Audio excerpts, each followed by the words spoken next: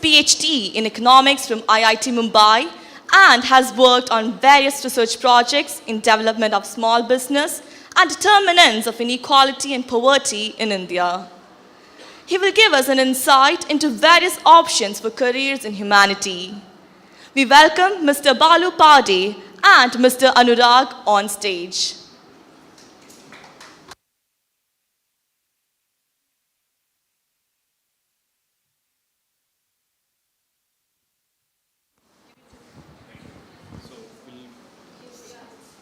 Yeah.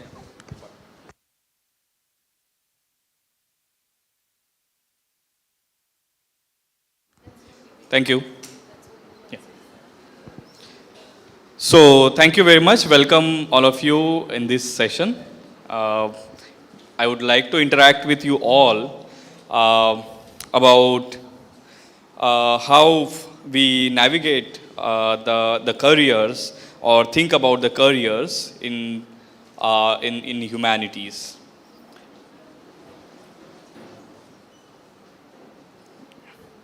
Yeah. Okay.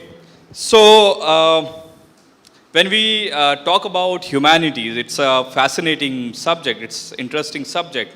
Of course, we have lots of streams when we are facing with the career choices, and also, every one of us faces these kind of choices, which is of more interest to us. So, my job here today would be to familiarize you with some of the opportunities that we have when we want to pursue humanities with our interest. So I am Balu from Gokhale Institute of Politics and Economics. This is one of the oldest research and training institute in economics in India. So initially there used to be only 2 economics institutes. Gokhale Institute is one of them, which has contributed to India's growth story in the beginning years when we began with mixed economy. So let me come to the point. So when we think about humanities, our first concern is regarding jobs. Do we have jobs when we do some degree in humanities, right? So that is the biggest concern. And we can see here what is happening in this picture. Can you look at this picture? Hello, everyone at the back. Can you have a look at this picture? Does this show the reality? What is your opinion? Does this show the reality, this picture? Someone there is saying no. What is your opinion in this row? In this row. What is happening? Is this the reality? Is this the reality? What the picture is showing is that once you pursue some degree in humanities, there is no career prospect. That is a depressing picture. But what I want to show you today is that that is not the reality. That is a false perception that has been created or that has happened over times, maybe due to the neglect, right? So what do we have? What do we have? Look at this pie chart. So in schools, you might have learned how to read the pie charts, right? Right? You have learned how to read the pie charts.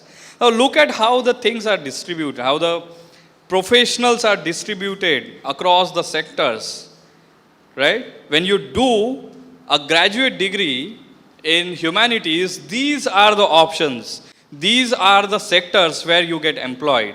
Arts and entertainment, education, financial services, health services, information, primary and secondary other sectors, professional and scientific and technical professionals, public administration. Now look at the 2 biggest contributions, 2 biggest sectors that employ the humanities graduates.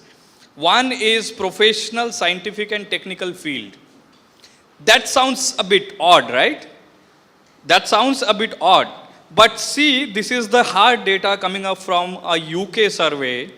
Oxford University has done this survey. And this shows that humanities people, humanities grads are being employed more and more in professional, scientific and technical sectors. And second is education sector. Okay, this shows where the graduates are going. And the other thing, so what this picture, what this pie chart shows is that contrary to the first picture that we saw, right? Oh, you have done humanities degree, now your job is to deliver pizzas. Contrary to that, This is a bright picture. This shows how, some false perception does not fit with the facts. These are the facts, right? And there is other misconception or the other, mistake we do is that we compare humanities with STEM careers. The careers in humanities are often compared with the STEM careers, right? So that is not the contest actually. If you look this, and I'm going to prove my case here, as I'll show you more data, hard data on this, that this comparison is invalid. And let's see why this is invalid. Okay? This gives a more stronger picture about the occupation after the humanity, if you pursue the humanities degree, what are the occupations you have opportunities to be in. Okay? Now look at the biggest contribution here. Okay, again a task for you. There is a pie chart. What is the biggest contribution in this pie chart? Can someone tell me? It's 21% coming from which? Business professionals, right? Business professionals. So once you pursue a degree in humanities, the highest chance you land up is in business professionals, occupation which is business professionals. What is the second most? Writers, creative and performing artists, isn't it? The second most contribution comes from this occupation. Now, I will request you to have a look at all these professions. Just have a look for 10 seconds, beginning with first to the last. Just have a look at these professions. Do you think these are monotonous or varied? Who thinks it is monotonous? Or who thinks it is varied? Do you see the variety of occupations? Do you see the variety of occupations you get into after you pursue the humanities degree? This again is from the same report that I just discussed, Oxford University report. Okay? Now I want to ask you one question. So now we have seen what are the occupations, what are the sectors where humanities grads are employed. What do the humanities graduates do? What kind of jobs have you seen humanities grads doing? Yeah? So now I am going to show you what the humanities grads do in terms of jobs. So not occupations, the jobs, right? And this again shows, so I hope it is visible to you. So see the variety of jobs that are offered to the grad students, to the humanities grad students. These are the varieties. So see the variety again: teacher, solicitor, senior associate, researcher. Okay? The biggest one is associate and the second biggest is barrister, being in law. So I was seeing the video being played before my talk. There was a testimonial from a lawyer, right?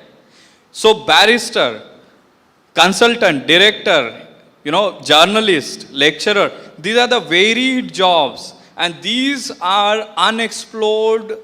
These are very, very, highly unexplored areas of the career. Okay? So we often face problems finding a very good social scientist, a very good, a graduate student job very, very nicely. So these are the jobs where the humanities grads landing. Okay? Okay, now in your schools, you have had humanities subjects, isn't it? You have the humanities subjects in schools? Yes? Can you stand up and tell me what is your experience about humanities subject? Yes. Is it boring? Is it, interesting? How is your experience? Yes? Do you have humanities subjects? You have humanities subject? Yeah? Who wants to speak up? Who wants to speak up? Yes, you in the black sweatshirt. What is your experience? Yes, but you don't have any humanities subject? Linguistics, social science, economics, history. How do you find it? It's difficult? Okay. It's difficult? Interesting. Yeah? It is interesting but difficult for you, right? Okay. So you have more inclination towards science. Okay. Anyone else who wants to share the opinion? No. Okay. So see, the thing is, humanities is interesting and the difficulties, his opinion shows something about the subject. Humanities looks very easy. It is very, yeah, as ma'am is saying, it looks very easy. Oh, anyone can study humanities. But it is difficult to, excel in the subject. And that shows something about the scope and nature of the subject. Right? And that is why, if you excel in the social science, if you excel in any of the social humanities subject, your value, increases a lot. So that is the point. So let's now delve deeper into what these, so in some of the, let's deal with some of the perceptions that are existing in our society. Okay? Now I have just shown you how the job scenario and occupational scenario looks like worldwide in terms of humanities degrees. Right?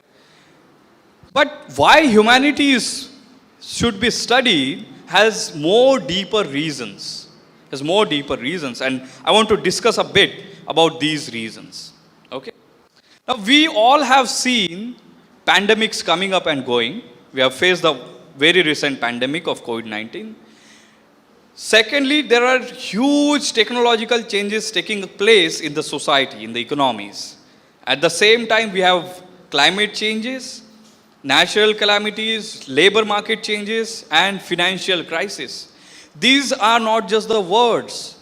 These are huge problems the society is facing. We don't have a perfect solution on any of these, right? So there are scenarios, the environments, economic and social environments, which are changing a lot, right? And in these kind of changing scenarios, we need the workforce, we need the persons trained to be resilient and adaptable at the same time during such kind of changes. And the studies have shown that the grad students who have pursued humanities in their graduate schools, who have pursued bachelor's degrees, master's degrees in humanities are more resilient and adaptable to the such changes in labor markets or weather changes or, life changes in the life patterns and so on. And that has even more deeper roots. We'll come to that. Okay. Moreover, humanities education gives us an opportunity to a student to transform personal life, transform professional life, and contribute to the world. It has the power to transform the world. Like any innovation, I'll give you an example. One simple innovation like battery can change the world, right? One simple innovation like battery can change the world. It is a scientific innovation. At the same time, you have innovations in social systems, in economic systems, in law, in public policy, and so on. And these inventions, these innovations in economic systems, social systems, law, are more impactful sometimes than the other inventions, in the other innovations. For example, last month we were working on one project which is so we are from Maharashtra, part of India. We are working on how to make Maharashtra's economy $1 trillion economy. And now we have found out some places where we have some scope of innovation, and one of them is designing a market for a district. Now there are consumers, there are producers, but there is no place where these two can come together. And when I say place, does not mean a structure or building or anything. It can be anything. It can be an online platform or anything, right? But the lack of market the lack of some arrangement where the consumers and producers can meet is, creating a constraint for that district economy to grow. Now we have come up with some design where the market can be designed and can push the growth of the district, wherein lot of people can be lifted up from the poverty, can be lifted up from the low levels of incomes. So these kind of, so now I understand that you might not be able to well appreciate this fact, because you will have to, I understand that you would need more readings and more understanding of how the social systems and economies work, because that is a larger picture. But I want you to appreciate that such kind of interventions can change the lives to a great extent of the people. Okay. Moreover, we find increasingly lot of research has gone into this about humanities subjects. The employers are valuing humanities more and more. They want to hire more and more grads into their companies from humanities background. Okay. Okay. So I have another question for you. Now you have to be active, not passive like the last one.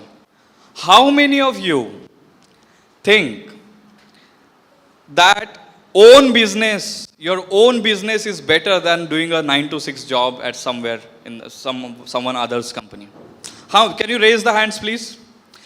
I feel that owning a business is a good idea than being employed somewhere. You guys are neutral? You don't want to work in life or what? Yes? So can we raise the hands who think business is better than a job? I think business is better than a job. How many of you think?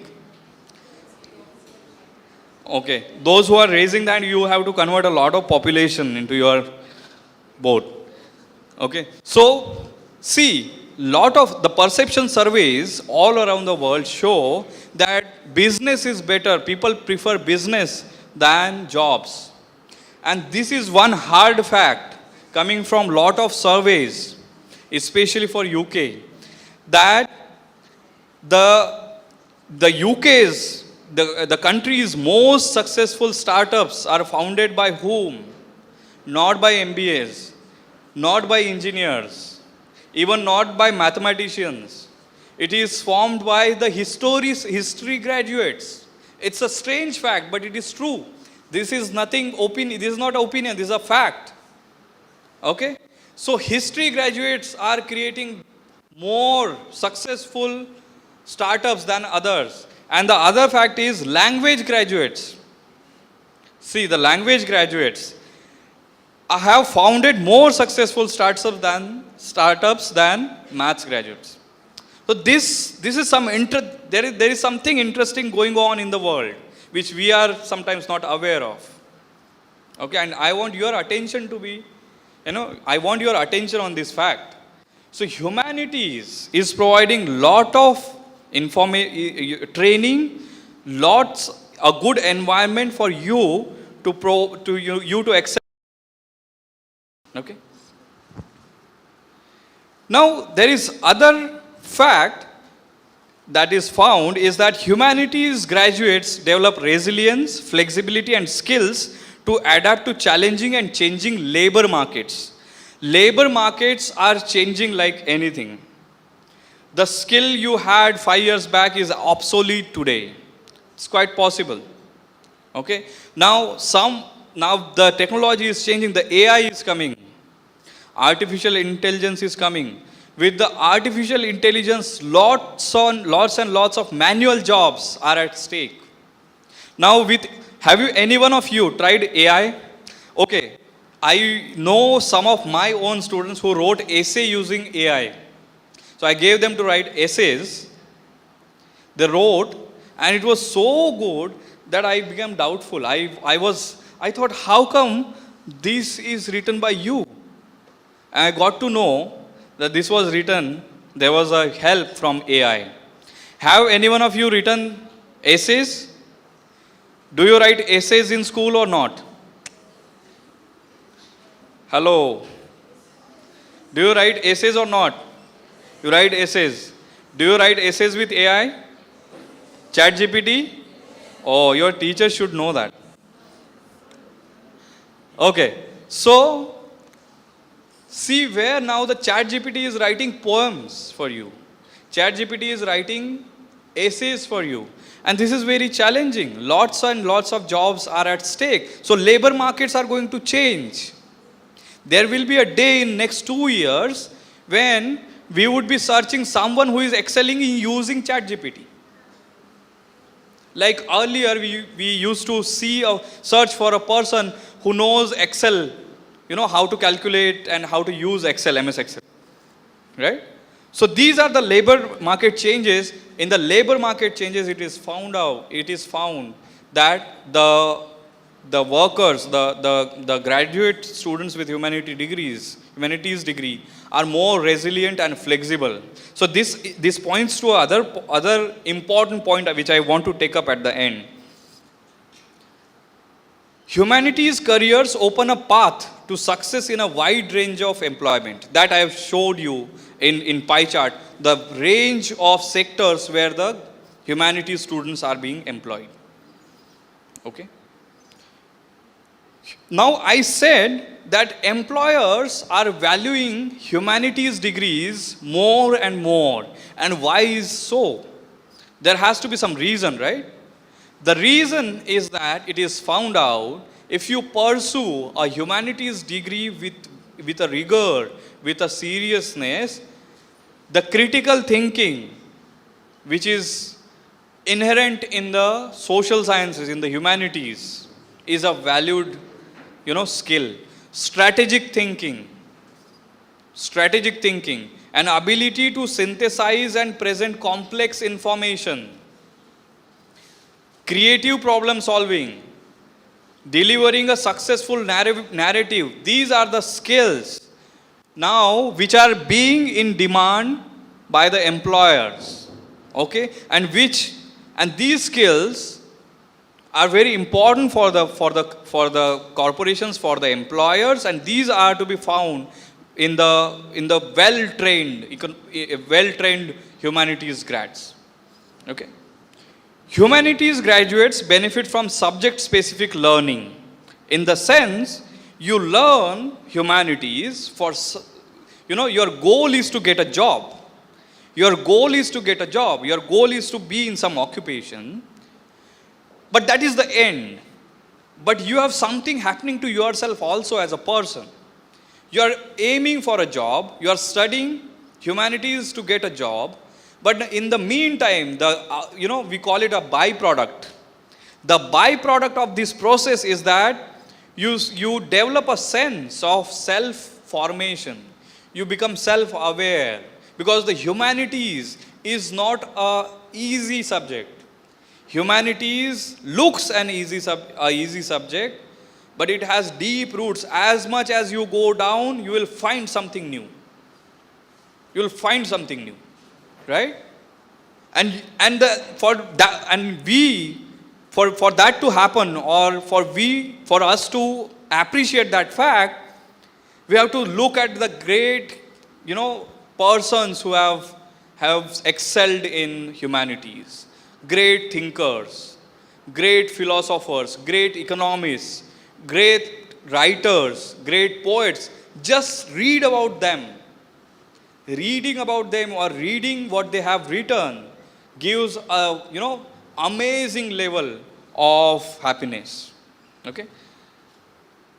So these are the and so that is the sense of self formation. And the other thing is deep understanding of everything. So we can understand the same topic at different levels. Let us say there are 100 levels, which is not possible. It is not a discrete thing. It is a continuous thing. Let us say there are 100 levels of understanding something, right? If someone understands at level 1, that is very superficial. If a humanities student understands that particular topic at level 50, it is much deeper.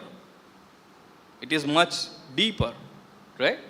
And if you understand that same topic at the 99th level, you become Dr. Ambedkar. You become Dr. Mahatma Gandhi, right? You become the great professionals which are running the businesses today, coming out from that era, right? So what I'm trying to say is the level of understanding a humanities graduate can have and the level of understanding the other persons can have can be quite different, right? Do you know, let us say for example, do you know AI? Yes, everyone can say yes, I know AI. But having just the information of AI and knowing the AI, there is a difference, right? There is a difference. I am talking about that difference. Okay. Okay, so this should be the last one. What do you think? What do you think? Hello, everyone. What do you think are the biggest problems of the world today? No right or wrong answers. Every answer is right here. Every answer is correct. What is the biggest problem facing humanity, facing world today? Yes? Poverty is a problem or not? Yes? Okay, poverty is a problem. Okay. Then, climate change is a problem? It's a problem. What are other problems? Count. Yes. Gender inequality, very good. Unemployment, very good. Overpopulation, very good. Discrimination, nice. Be creative, be active. Come on, come on. You are here to participate, not to just passive learner. Pollution, very good. Lack of job opportunities. Global warming. Starvation. Mental health crisis, very good. Very good. War, correct. Yes. See how many problems we have. Are the problems over? Are these only the problems that we discussed in the world? How many problems are there? Can you count? No, there are lots and lots of problems. And who is going to deal with that? Which computer engineer is going to deal with that? How will computer engineer deal with that? How will mechanical engineer deal with that?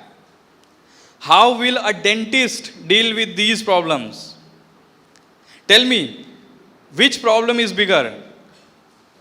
A dental problem or global warming? Okay? How to construct a building is a bigger problem or how to regulate a trade between countries? I can't hear you. Building. Building is a bigger problem. No, trade is a bigger. So see, who are going to deal with this? No dentist, no engineer, no medical practitioner, no MBA. Who is dealing with these problems? Can you tell me who is dealing with these problems? Who are the people? Who are the policy makers? The humanities graduates. Have you seen some engineer going somewhere and trying to, the bigger problem, some gender inequality. Gender inequality. Have you seen engineer designing a program, a code? Computer engineer is designing a code how to eradicate gender inequality. Have you seen? I mean, he can do it, but not as an engineer. The same person can be, thinking from a humanities perspective, and the same person can design the policy. But that won't be an engineer's job, right? That would be a humanities grad's job, right? So we are not dealing with smaller things here. Try to understand what I am trying to convey you. We are dealing with a bigger problems which don't have just like this solutions. You have to think. You have to think, you have to devote your energy, sometimes you have to devote your lives. Sometimes you have to devote your lives, right? So these are the things we are talking about, okay? So studying humanities helps graduates to make wider contributions, not the narrower contributions. Okay? Make essential contribution to addressing the major issues facing humanities like war. Someone said war there. Right? Someone said war. Very good. Right? There is sense of public mission and commitment. Right? There is some sense of public mission and commitment towards the world, to making the world better place. Now, have you heard about fake news? Have you heard about fake news or not? Is fake news a problem? Do you think fake news is a problem? So, if you listen to 10 news in a day, what percentage of these news are fake? Out of 100, how many are fake news? Huh? What is your perception? 90? 99? Oh, lot of fake news. So who will eradicate that? Who will eradicate that? So these kind of things, fake news and media manipulation, we have to think of these problems. Who is in these industries? Who is in these activities? These are all graduates from humanities who have to come out of this, who have to eradicate those problems, because they have a deeper understanding of ethics. They have a deeper understanding of human values. They have a deeper understanding of society and so on. Right? Now, AI, I just said AI is spreading like anything, the usage of AI. Now, AI will be applied to each and every part of our lives. Who will decide if the use of AI in particular field of life, particular walk of life, is ethical or not? Can a computer engineer, can an IT engineer say which is ethical, what is ethical and what is not ethical? The job of an IT engineer is just to develop AI, is just to develop codes. If that code has ethical standing or not is to be decided by those who study the society, who understand the society, who understand the economy, who understand the philosophy. Right? So these are so now I want you to get a sense that how deeper these issues are. How deeper these issues are. We just think about our financial growth. Oh, after 4 years of a degree, I need job. That's fine. That's fine for a survival. But do we want just to be stuck with the survival? Or do we want our full, ourselves to be developed in all the dimensions? Our full potential should come out, right? Okay, so this we have discussed already about the jobs and job satisfaction. Okay. Now these are some last facts I want to just discuss. There is increasing number of students who are choosing humanities all over the world compared to the past trajectory. So that is a good sign. More and more students are trying to study humanities. 8 out of 10 fastest growing sectors employ humanities graduates. 8 out of 10, 80% of the growing sectors. Okay? Humanities training may not, so this is a point where I wanted to, the last point I was discussing. In the short run, so in life, there are short-term things and long-term things. Humanities may not pay well in the short run for 2 years or 3 years. But when you develop resilience, when you develop you develop adaptability, it pays even more in the long run. So there are lots and lots. So you can go home and search about these studies. There are lots and lots of studies. During the pandemic, the people who lost the jobs were in the fields where the jobs are short term, and retained the jobs who were in the care industry, who are in the education industry, who are in the human relations, right? So these are more resilient jobs and more resilient careers, okay? And at a wider level, the humanities studies impacts the society through various dimensions. This I have already discussed with you. And now, coming to the last point, remember the first picture. Remember the first picture in my slideshow. What was that? What was that? What was that? Can you tell me? The first picture where the grad was doing what? Humanities, right? That is a perception, not a fact. An engineer can also deliver a pizza. Have you seen engineers delivering pizza? I have seen a lot of them. I have seen a lot of them. Lots of my friends who have done engineering degrees are doing telecaller services. Have you seen them? To speak to a customer, do you need an engineering degree? Or you should be a better communicator, and what trains you is humanities, right? But the point I want to make here is that is a wrong perception created in the society by the society, and it is delivered to the younger generations like you. It is a wrong perception. Okay? So why that perception is created is because there is no support from the there is very weak support from humanities training institutes. That is one lacuna. There is, in terms of practical, when you want to transition to the job market, there is lack of provision of internships, okay, and lack of provision of support skills, okay. So that has created some problem in the job market.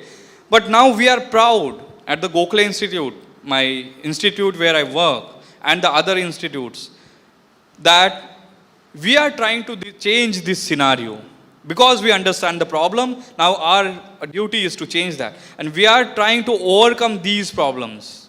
Okay, we have interdisciplinary way to prepare the students for increasingly complex and uncertain world. We know how, we have already discussed how complex and uncertain the world is becoming. We try to have institute level discourse on values of humanities degrees.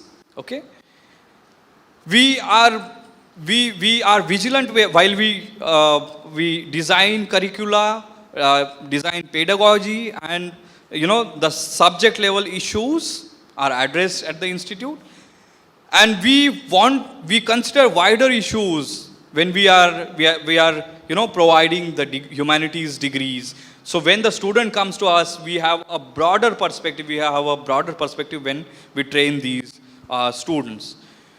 So what I want to convey you is that humanities degree don't go by the perception being created in the society, go by the facts. Okay, and the facts are available to us. As you said, there are 99% fake news, but there is 1% truth. Try to seek that 1% truth. So now I would like to invite my Professor Sawa to briefly talk about our institute. Professor. Thank you, Balu. Friends, he discussed about more about the humanities part. I will try to concentrate more on the social science then, because already you have discussed about the humanities part. So let's start with something about the Gokhale Institute, what we are or what we are doing over there. When we talk about the work which can be done under the humanities part and the social science, so established in 1930, before we can say independence of the country. And at that time when people were talking about some poverty, talking about employment, talking about the population growth, etc. We started all this discussion a way back before we got the independent. And we have been participating in different types of problem when Dr. Balu was talking about the energy, talking about unemployment, they are talking about demography, they are talking about the distribution of wealth, they were talking about the water pricing, etc. So when we talk about anything, we talk about with facts, because by nature we are researcher. When we give us any talk, nothing is fake over here. Nothing 99% part over there. That's why when Dr. Balu was talking about, he has all the background understanding and the information which he sought out. So it is not, when we talk about all these things, these are fact over there. And we'll go a little bit more about the institution. So we established in 1930. This is one of the oldest research institute in India. When I say oldest, older than the institution which is known as a ISI Kolkata. And there we started all the research part and the population demography calculation, etc. and then dedicated to socio-economic research and continuing Gopal Krishna Gokhale. So one more thing to add in that discussion we had, at least I have been in Gokhale for the last 15-20 years and almost in charge for the admission. And the way we are seeing that the people are getting out from those science background, so 50 to 60% of the students who get in the institution, they are basically of science background. Either they would have completed the 11th and 12th science for getting in graduation, or they would have completed the graduation in science and getting in the MSc and the PhD program. So because the requirement of people are increasing day by day who can understand the problem. Machines cannot understand the problem. They can have some solution when some basic information available to them. So we are getting those area. And one of the most important aspect, the getting admission these days in psychology, getting admission in philosophy is becoming more and more difficult than the getting in IITs. So all the big social science institution, I can give example over here. Before around till I will say 10 years back, we had intake of only 40 students, 40. The way pressure was increasing to us, we should create more people who can understand economics, who can understand sociology, who can understand ecology, who can understand sustainable development. We started growing up on our own, and now we have intake of 500 in 10 years, and still the getting admission in these types of institutions becoming more and more difficult because awareness has gone up. And you will wonder, all IITs, almost all IITs and IISER, which are basically of science institution, they have started undergraduate program and postgraduate program in economics. So this is how you can understand how the things are changing and how the people who can really work about people, who can work about the population, who can work about demography, they have been sort of. So this is some background of the economics, the significant impact through surveys, research, oldest library. These are the programs generally we offer, and you can understand what we haven't, we can say, kept aside any of the area in social science and humanities. So we can talk about the agribusiness, so we talk about agribusiness problem, the distribution, supply chain problem. We discuss the population studies. This is a very area which people generally do not understand why population to understand. Because we understand that what type of people we are having in the country. Unless we understand how many are male, female, how they are distributed, how their age groups are there, no machine can work. No doctor can employ for their own new progress and new improvement part. We discuss the demography, we have a sociology, we have a sustainable development, and we do the PhD. Similarly, we have a different types of PG program in economics, population, international business, agribusiness, financial economics, and public policy. This is how the program we have, academic profile here. I will not discuss much about the project which we have completed because this a little bit of outline of you. But we will be very happy to understand if you have any questions about the economics admission, or let's say something more about the sociology or humanities, we can say the courses. We'll be very happy to discuss on that. So I'm opening the floor over here. If you wish to understand more about the courses which is available in these institutions, we'll be very happy. Balu, may I request you please come over here if they have any question to him and as well as to me. Anything related to the admission process, not in my institution and basically in the Indian scenario, we are happy to share with you. So we would like to have some questions from you. We won't be leaving you like that. You have to ask questions. Yeah, because curiosity is the first part to learn. If you do not have a question, it means something is missing over here.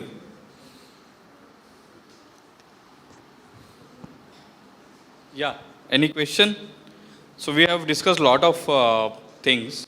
So this is these are our institute photos. Some of us, we have good placements also, and our students pursue further studies here. So I would like to have one or two questions. Would like to have one or two questions before we conclude about humanities courses, humanities future, humanities degree, or economics. If you have interest in, we are economics institute. If you have any interest in economics, you have any question about economics, we can talk about it. How many of you are in 11th and 12th standard? Oh, a lot of you are from 11th and 12th. So all of you want to go to science. Are, why did you? खड़े रखो हाथ. Oh, only 3-4 wants to go to science. And what about others? Others want to do what? No science, no humanities. Others want to stop learning. Commerce. Okay. Oh, nice. Commerce. Very good. Commerce is basically extension of applied economics. In the sense, you just have accounting and other things, but the theory comes from economics. Yeah. Okay. So you don't have any questions? No questions?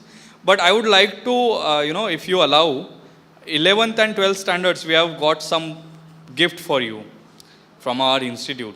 So maybe we can, ma'am, so 11th and 12th standard, we have got a souvenir for them because they will be choosing which degree they want to pursue. So we would like to give it to them. Maybe here, while they are seated. So there are just half of population is 11th and 12th. So we can do that. Yeah? We can ask them to come? Yeah, fine.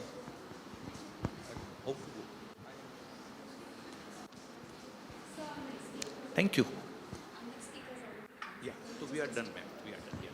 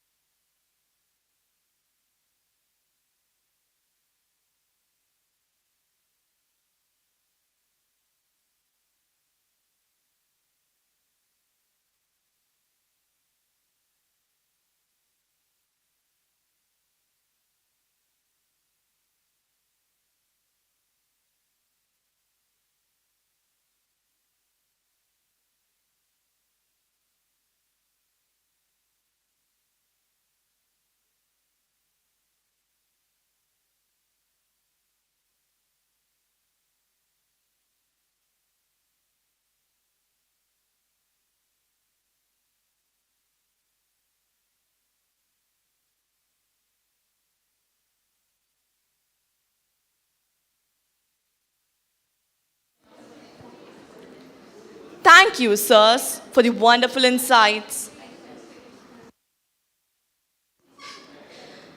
As a token of our gratitude, we would like to present a memento and certificate to Mr. Balu Pawde.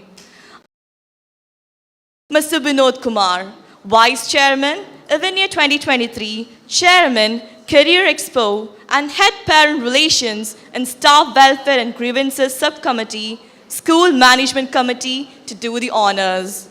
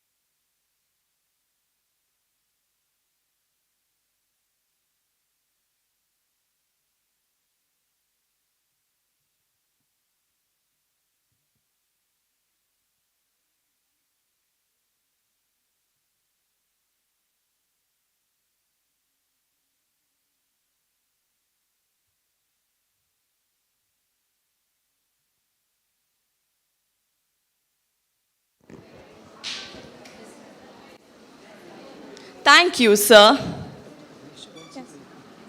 Next, we would like to invite Mr. Anurag Asawa on the stage for receiving the memento and certificate.